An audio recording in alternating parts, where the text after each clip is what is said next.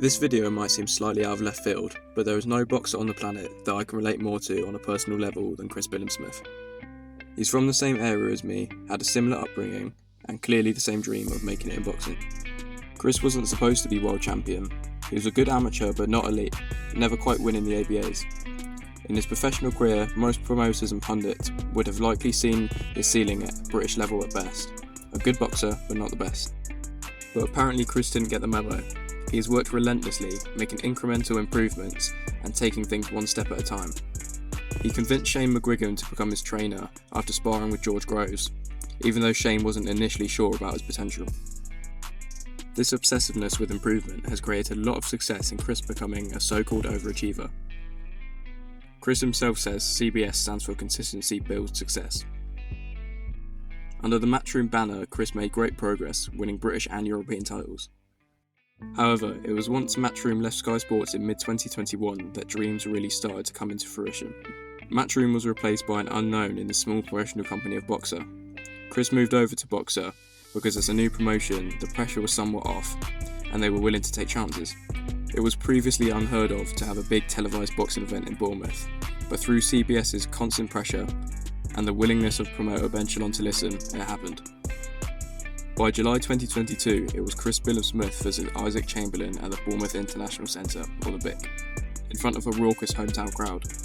This was the first live boxing event I had ever been to, and it did not disappoint. The fight was an absolute brawl for all 12 rounds, and it's still one of the best atmospheres I've heard from any crowd. If you haven't seen it, watch the fight back on YouTube, it will not disappoint. This fight won over Boxer and Sky completely, and the wheels were now turning towards the potential dream of a world title fight at the Vitality Stadium in the summer of 2023. But first there was a fight in the interim versus Ahmed Jojai.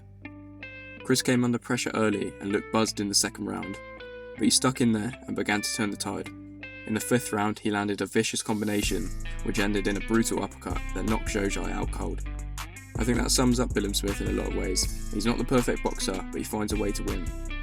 And this set up the biggest fight of his life, a world title shot at his hometown stadium at Dean Court in Bournemouth. Lawrence Okolie was never really in the equation for a world title fight in Bournemouth. But after a subpar performance against David Lai on his boxer debut back at Sky, he felt as though he needed to prove a point. So fair play to him, he took on the challenge as the away fighter on short notice. This was a massive event for Bournemouth. I was training at Port Amateur Boxing Club at the time, which is where Chris started boxing. Sky Sports filmed a feature with the club down at the beach on the morning of the fight, so I was lucky enough to meet Matt Macklin and Johnny Nelson and do some training with them. It also happened to be on my dad's birthday, so things couldn't have gone any better.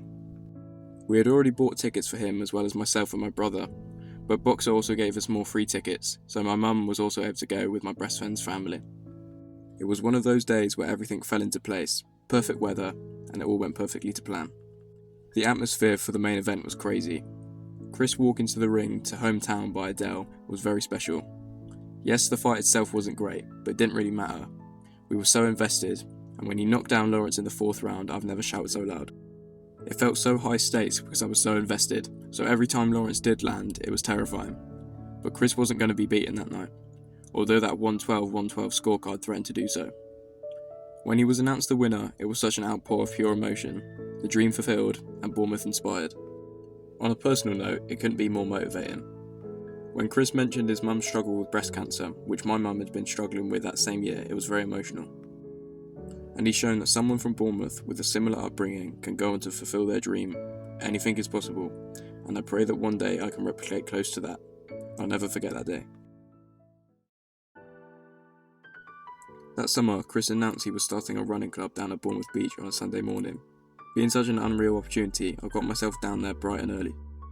It was so weird because there was only one other lady down there at first, but then Chris and his team walked around the corner and said hello to us all. It was surreal, but we got running and I was able to talk to him for ages, about how he trains and potential opponents, and even fighting in Vegas one day. We finished the run with hill sprints, and I was able to run alongside him almost the whole way, not quite to the end though. After, he was kind enough to take a photo, and I saw his wife Mia and his baby boy Frank. They are a very humble and down-to-earth family, and deserve all of their success. Chris most recently fought against Mateusz Masternak at the end of last year back at the BIC.